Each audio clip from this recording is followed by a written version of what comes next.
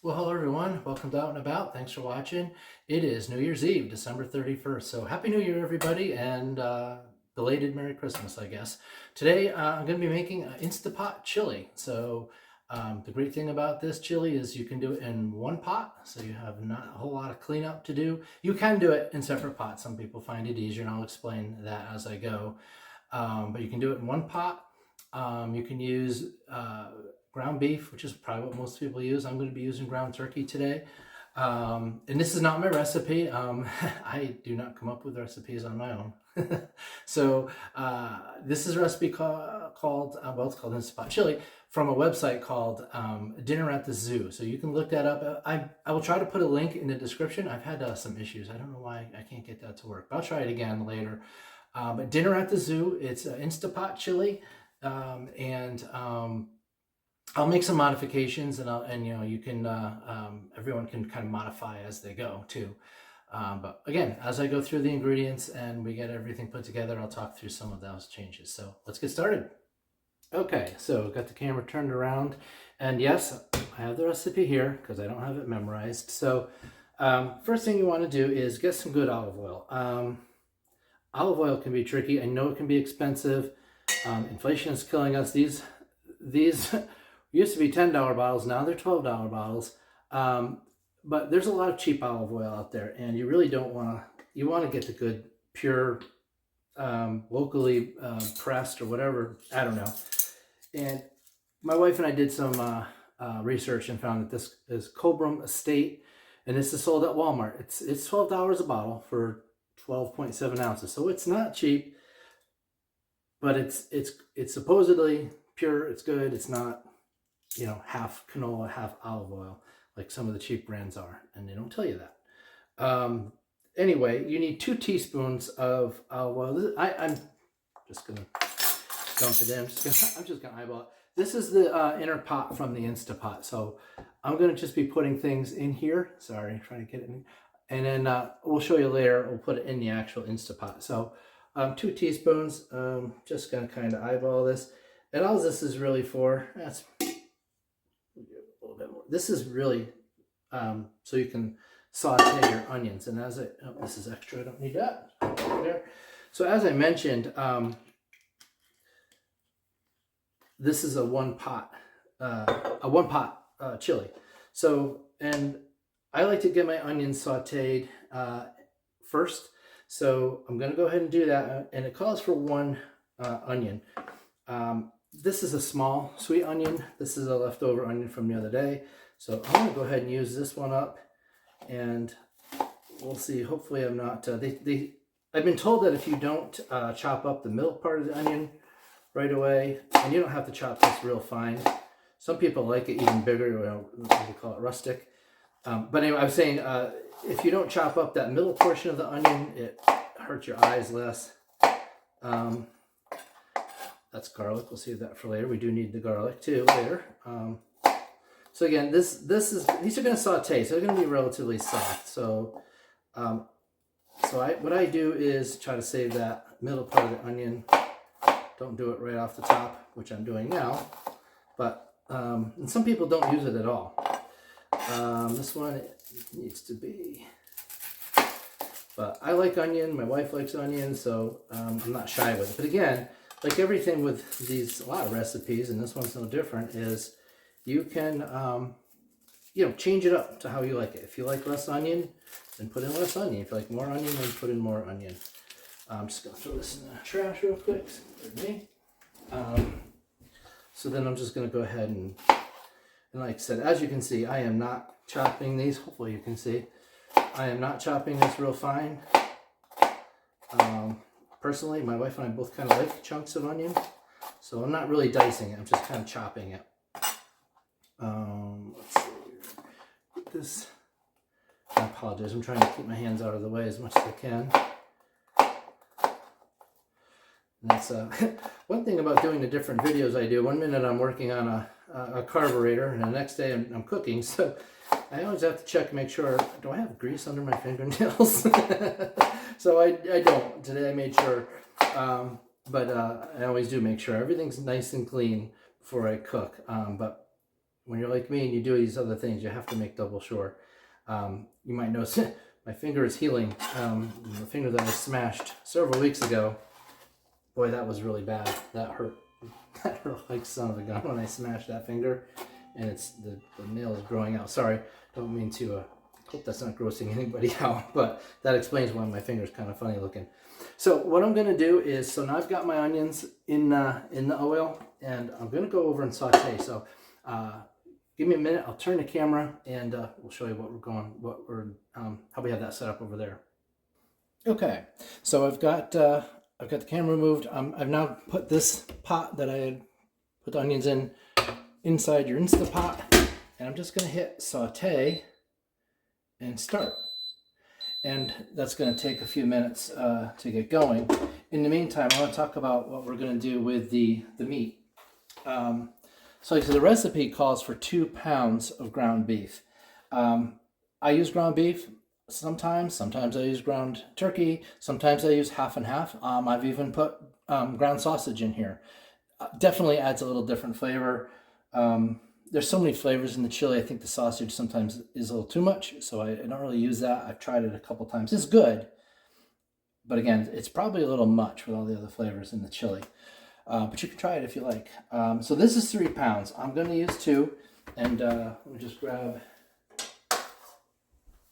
this. All right, so, and this is nothing special. This is just, I don't remember where I got this, maybe at Walmart. It's just Shaver Farms ground turkey. This is, I don't know if you can see that, 93% lean.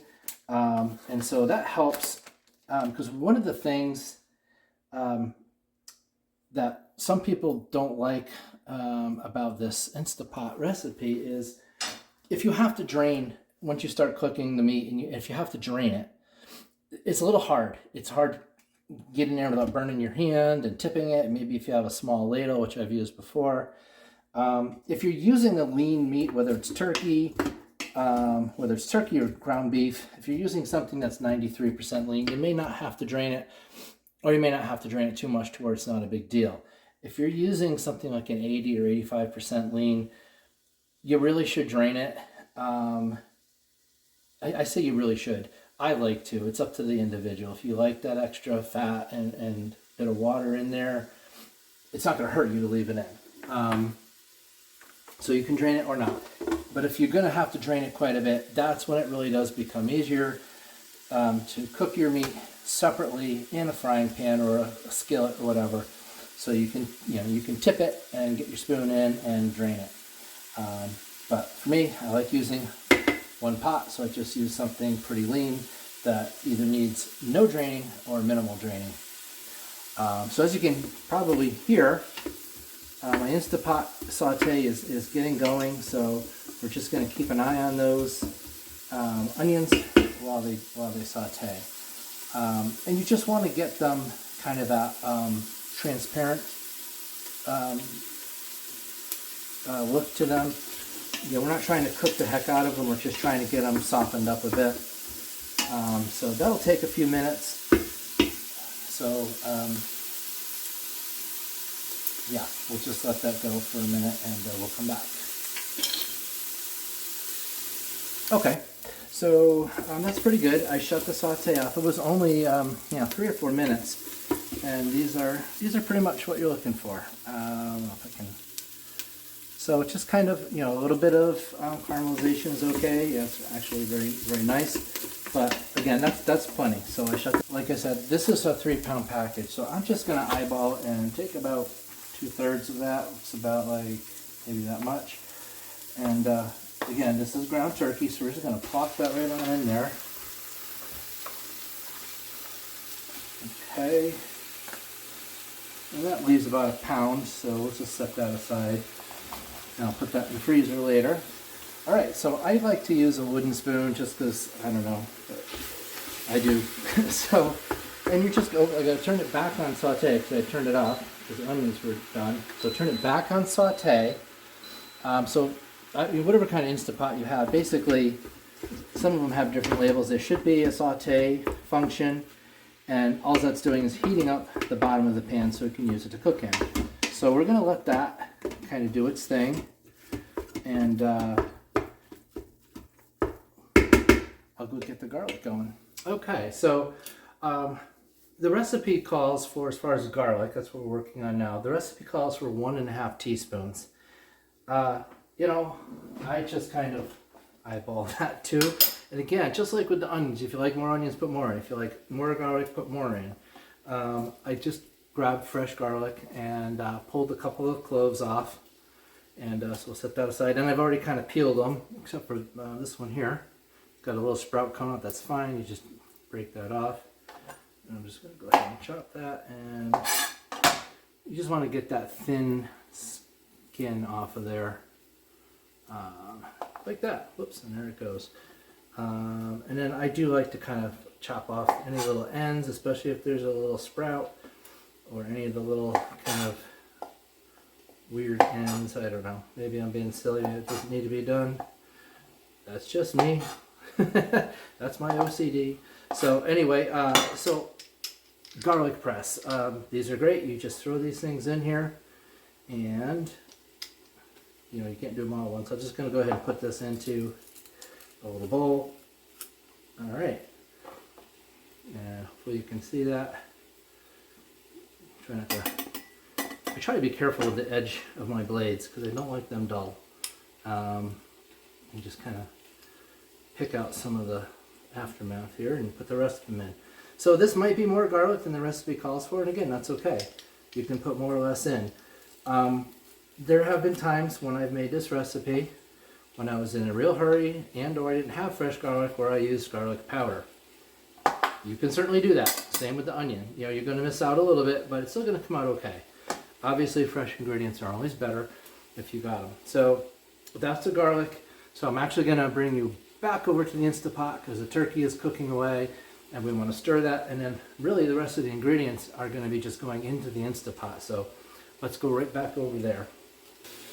Okay, so yep, as you can see, the turkey it's still got a little ways to go. Obviously it's still pink, but it's getting there. So, and as you can, well, hopefully you can see, there's a little bit of moisture down there, but that's not something I'm probably going to worry about. So I'm just going to go ahead and keep letting that cook.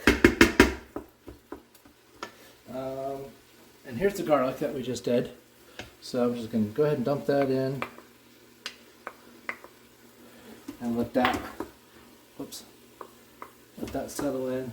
Set that aside and just keep stirring this around. And just let it cook. Pretty obvious.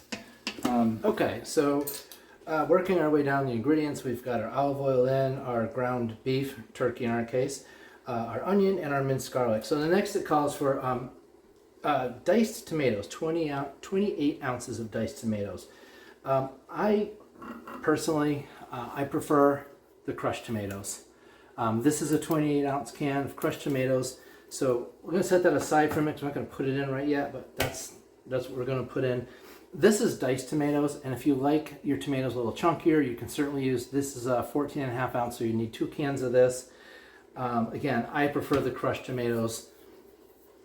I'm not huge on big chunks of tomato. They also call for, in addition to diced tomatoes, they call for 3 8-ounce cans of tomato sauce. I skip those. To me, that's personal preference. I do not like my chili to be overly tomato. I don't want it to taste like tomato sauce or spaghetti sauce or ketchup. So I skip that. You can certainly add in they call for, again, 3 8-ounce cans. Those are the little cans of tomato sauce. You could put in 1 or 2. You can do it however you like. We're going to be adding some more liquid as well, so that's why I kind of skipped that. But again, you can change this up to suit your needs. And so what I'm going to do is go through, and I'm going to start adding the dry ingredients one at a time into this bowl, which will then take over to add into the Instapot. I think it'll be easier that way. So, all right, so we're back over here going to do the dry ingredients. We just took a look at the turkey and stirred up, and I turned it off. So before, there was one more wet ingredient that goes in, and that's beef. Well, they call it for beef broth, beef stock. This is beef stock. They call for 3/4 cup of this. If you don't have that around, it's okay. I've done it without it. It's better with it, of course. So we'll do that separately too. So let's get to the dry ingredients first. And I can already see well, I'll go through what I have. I forgot one item in the cabinet. I'll go get it later. So we'll start with the chili powder. So chili powder right here, just regular old chili powder. And it calls for 2 tablespoons. So normally I would just be dumping this straight into the Instapot, but it's easier to work here with the camera and everything. So they call for 2 tablespoons. Just making sure, yeah. And again, the measurements don't need to be that exact. That's close enough. And sometimes I make a little bit bigger batch of this, so, but sometimes I'll do 1.5, so then you have to adjust everything accordingly. And then ground cumin, and they want teaspoons. They want 2 teaspoons of ground cumin. So let's grab our teaspoon. Another reason I eyeball the olive oil, the teaspoons, so I don't have to wash it later, so I can use it for the dry ingredients. So 2 teaspoons of cumin. Yes, anything to get out of washing extra stuff. And then 2 teaspoons of smoked paprika. I don't know why I can never seem to find smoked paprika. This is just regular paprika, and I don't really know if there's a difference. But if I ever find smoked paprika, I'll try it. All right, so there's 2 teaspoons of that. And then I put these aside already. This is 1 teaspoon of granulated sugar, so just plain white sugar. And as I've mentioned in some other recipes, if you want to make this low sugar, you can use Swerve. I mean, it's only a teaspoon of sugar, so I don't think it's a big deal. But you can certainly use Swerve. This is 1.5 teaspoons of kosher salt. Again, if you don't have kosher salt, just use regular salt. Not a huge deal. You can always add salt to later. That's not a lot of salt. If you like it a little saltier, you can always add it in. You can't take it out though, so I do like to be careful with it. So I'm going to go to the cabinet real quick and grab the one ingredient that I was missing, and this is kind of it's an interesting ingredient. It's kind of the secret weapon, a secret ingredient, and that is cocoa powder. This is the special dark cocoa powder, but it doesn't matter. You can use any kind. And they call for 2 teaspoons. I sometimes add a little extra. So I know people are like, cocoa powder, are you crazy? No, it actually adds a little bit of flavor. Like I said, I like to add a little extra, so I just kind of heat the teaspoons up.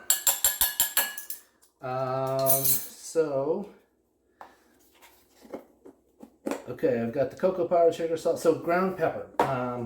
So this is just regular. You don't need fresh ground pepper. You can just get your regular thing of pepper, and it wants 3/4 of a teaspoon. Again, just kind of eyeball that. That's close enough. It might be a little extra. So that's your ground pepper. You might notice that there is no cayenne or anything like that. I do have cayenne pepper here. I don't put it in because nobody else in my family really likes too much heat. But you can add this, and I know it's not as good to put it in later because you don't get that mixing of the flavors and the spices as much. But if you've got a family that really just isn't into spicy foods that much, then you may want to skip out on the like the recipe doesn't even call for any hot pepper, but you can put it in yourself if you like. I'm going to put that aside because we'll be dumping that in the Instapot later when we'll go back over there. I want to talk about the beans. It calls for 1 15-ounce can of kidney beans. And there are dark red kidney beans, light red kidney beans, white kidney beans. What I've got here is dark red kidney beans. These happen to be organic, but whatever. Organic, not organic, I don't know how much of a difference that really makes. So we're going to use this is actually 15.5 ounce of dark red kidney beans. And they call for pinto beans. I think I've used pinto beans in the past, but for whatever reason, I don't have them around. Probably because we don't really use them for anything else. These are cannellini beans, also known as white kidney beans. So a little different flavor from pintos, but I just use these because we use these for other recipes. So we have these on hand. So I like to use those. So we're going to go ahead and open those up somewhere. So I have the, actually, what I'm going to do is bring you over to the sink because we're going to rinse these. So we're going to talk about that. So I'll open them up over at the sink and we'll rinse them. Okay, so over at the sink, I've got my colander already in there. I honestly don't know why you rinse beans. And some people may say you shouldn't. And I'm sure that there's different times when maybe you should rinse them and maybe you shouldn't. I don't know. I've just always rinsed them, so that's what I'm going to do. So as you can see, they have that kind of goopy stuff in there. And then there's the goop at the bottom.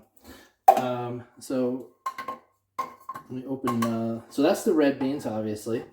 And I'm just going to grab the white ones. I love this can opener, by the way. It has, as I say that when it fails to work. Okay.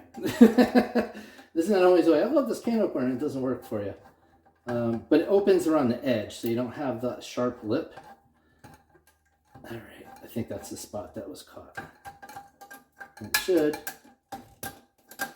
should, there it goes. It should open right up. So again, the goopy stuff. So we'll just dump that all in the colander. So, aha, got them all. My OCD does not let me leave a bean behind. So, and it's just going to kind of gently, you don't want to bust these things up, so you want to be gentle, and you don't have to get them, you know, super rinsed to get the water a little bit warmer. It doesn't matter. And that's not a ton of beans. That's not a real lot of beans. Let me just grab my towel.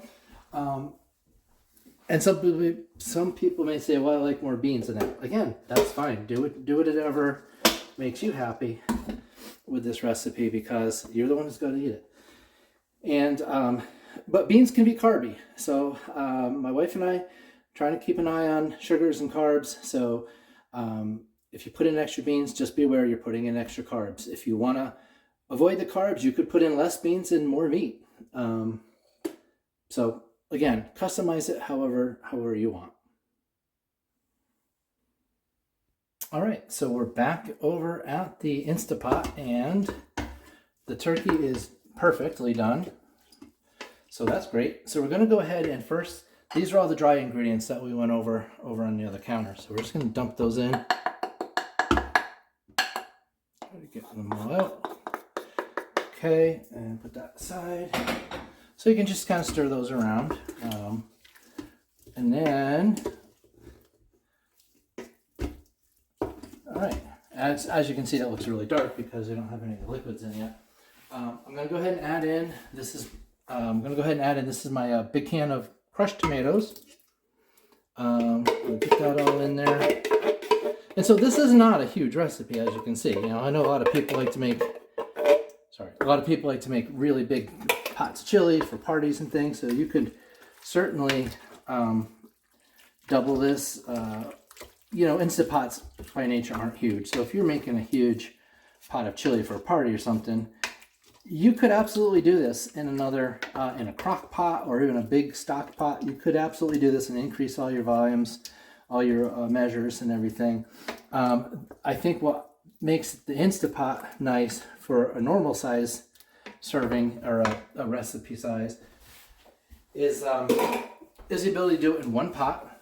And if you're using a big stock pot, you can certainly do everything in one pot there too. Again, it just comes down to what's easy to do when you're, if you have to drain and you've got a big, huge stock pot and you're trying to tip it, that's hard. So again, and the other thing with the Instapot is at the end of this, we are going to put it on a pressure cook for about 20 minutes. And what that does is it really helps infuse your flavors quickly. Because with chili, it can take some time to really get those flavors to kind of come to full fruition. If you make chili, you eat it right away, it's good, but it's better the next day or at least after a few hours. So this kind of accelerates that process. So here I got the beef stock. I'm going to go ahead and measure out. This calls for 3/4 cup. So I did shake this before. That's maybe slightly, it's just a hair more, but pretty darn close. So we'll put this in the fridge for later, do something else with that. And so as you can see, we're mixing this up. It's getting a little bit more looking like chili. Incidentally, if you do want more, see, to me that looks like it's plenty of sauce. Like I don't really want more tomato. But this is what the recipe was calling for, those little 8-ounce cans of tomato sauce, these little guys. So I don't add those in typically, but you can. They call for 3 of them. I'm not even putting any in. Next, the beans. Whoops, I'm bumping into the cabinet. So the beans go in, and we can get rid of that. And that is everything for now.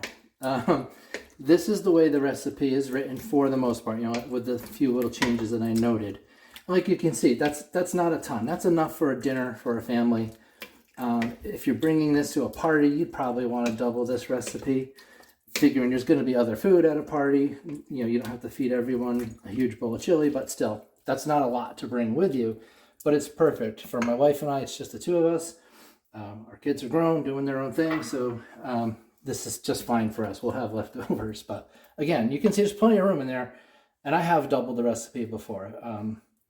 So the last thing that I do, and this is not in a recipe, but I actually like to add a splash of soy sauce in there. This is a low sodium, which all soy sauce is a little salty, so there's not a lot left in here. Actually, hardly any, but you don't want a real lot anyway. But soy sauce, it just adds a little bit of earthiness to this that I like. Same with the cocoa powder. That's kind of what the cocoa powder does also, is kind of gives you that kind of extra earthy flavor. And that really looks, to me, really nice. It looks really, really good. So let me put the lovely wooden spoon aside.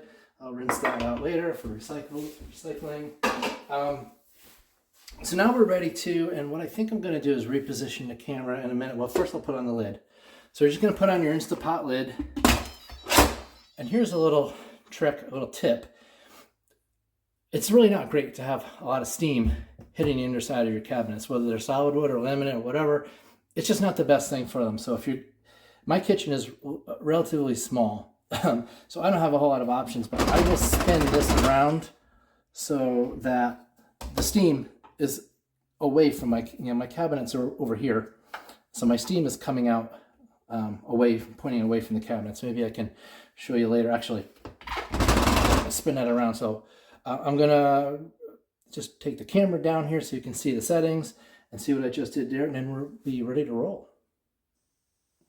Okay, so I spun the camera around so it's not on selfie mode, because it is a cell phone. So you can actually see the settings a little bit better. So when I was using saute, that's the saute button. So you would just hit saute, start, and there it is. And then cancels over here.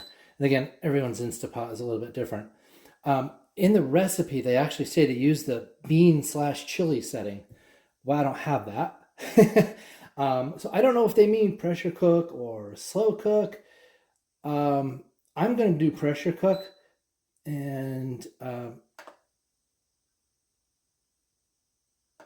there it goes. Sorry, I'm going to do pressure cook and let it go. Sometimes it will give you a burn warning and shut off, and that it's a little bit of a pain if it does that, because then you've got to let the steam out so you can stir it up, and then if it was in there for 10 minutes, you got to put it in for 10 more. It doesn't always do that. So hopefully it won't. The other thing I wanted to show you while I've got the camera here is what I was talking about before. Let me tip this up. Let me tip this up a little bit so you can see. I'm kind of sitting under the cabinets a little bit here. I think when I mentioned it before, it probably wasn't on camera. So I don't want the steam hitting the underside of this cabinet. So the steam outlet is right up on this side. So anyway, I don't want to spill it. So make sure the lid's under here. So I'm just twisting it around. It's kind of backwards. I wish they'd give me a longer cord, but they don't. So I just kind of turn it around, get it as far away from the outlet as I can. In fact, so now hopefully you can see that the vent, the steam, is out here in front of the cabinets, not back here under them. So I might fiddle around with that a little bit and get it even further away. If I turn it the other direction, I think the cord will do a little bit better. But anyway, you get the point. Just trying to keep. There we go. Yeah. Yes. Now I can get it right out. Now, sorry, I got a dent. Now I've got it right out on the edge of the counter, so this is even further away. It's just your settings are on the other side. So anyway, that's no big deal. So we're going to let that pressure cook for 20 minutes, and we're done. That's it, and we'll check it out and see how it looks and tastes at that point. Okay, let's see. It's been about half an hour. You can see the steam is not let out yet. I'm just going to turn this around real quick so you can see the settings. So, whoops, see.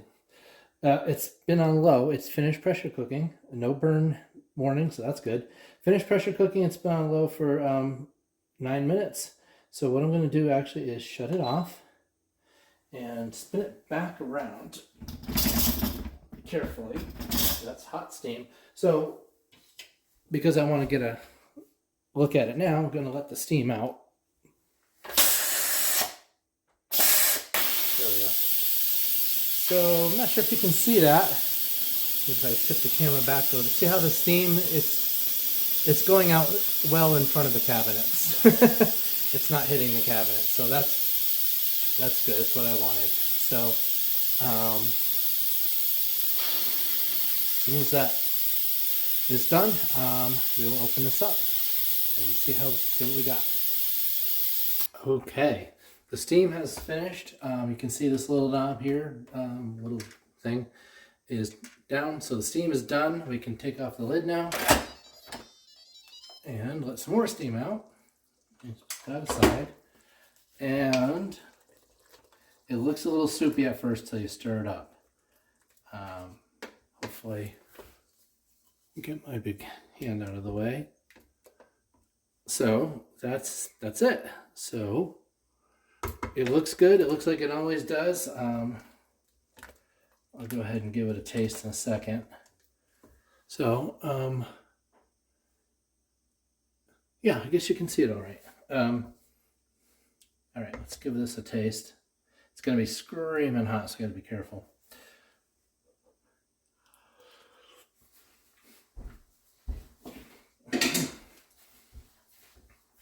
Yep, very good. It was screaming hot. It's excellent. So it's done. I'm going to go ahead and just put the lid back on to keep it warm.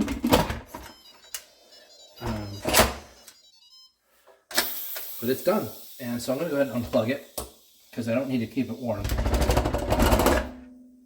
You can always put it back on keep warm later. If you need to warm it up, you can turn it back on. You can warm it up in the Instapot. I'm just going to leave the cover on, and actually I'm going to spin it back around the way I had it in case there is any steam. It doesn't hit the cabinets. So anyway, that's it. It's delicious. It always comes out great. Again, I know everyone's got their own way of making chili. I actually don't. I follow somebody else's recipe, but try it. Let me know. Put it in the comments. If you like this, hit like, subscribe. I always like to hear what people think. If you have any ideas, things you liked, didn't like, things I should try, go ahead and put it in the comments and let me know what kind of chili you guys like. So actually, one more thing that I forgot to talk about with the chili is toppings. So for me, shredded cheddar cheese, sour cream. I also love, and I guess this is a southern thing. I'm not from the South, but I guess it's a southern thing, is corn chips, Fritos. Some people put them on the bottom and spoon the chili on top. I've done that, but they get a little soggy. So I like to put the chili in first, then my cheese so it melts, and then Fritos and sour cream either way. But that's how I like to do it. I actually do tacos the same way. I get tired of the messy taco shell, so I either use soft tacos or I just make a taco bowl with Fritos instead for my corn chips. But whatever. Again, easy chili recipe. Top it however you want. Cheese, sour cream and Fritos is my favorite. So anyway, again, I hope you liked it. Let me know what you think. Like, subscribe, all that good stuff. And have a happy new year.